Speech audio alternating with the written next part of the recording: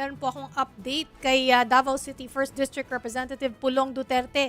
Nakakaalarma raw ang mga naging pahayag niya kay Defense Secretary Gibo Teodoro. Yan ang naging reaksyon ng palasyo ng tanungin tungkol sa panawagan ni Pulong kay Teodoro na tigilan ang pag-demonize sa China. Tingin ni Pulse Press Officer Claire Castro, katakataka raw na tila hindi solid ang loyalty sa Pilipinas ng isang mambabatas. Dinipensahan niya rin si Secretary Teodoro.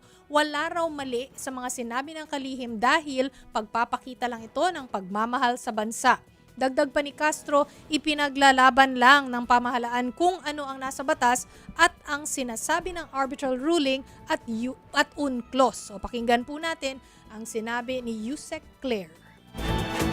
Ang pinag-uusapan po natin dito ay mga Pilipino.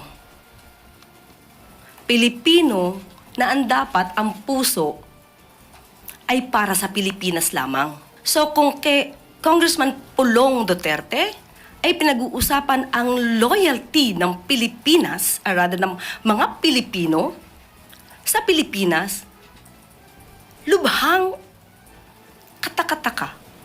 Very alarming para si isang katulad niya na mambabatas. Wala tayong nakikita na mali. No? Ang Pangulo, ang administrasyon ay wala nakikita na mali sa tinuran ni Secretary Gibo Teodoro. Ito ay pagpapakita ng pagmamahal sa ating bansa. Ang mga issues patungkol sa maging magandang relasyon sa bansang China ay iba sa issue ng pagprotekta sa ating interes.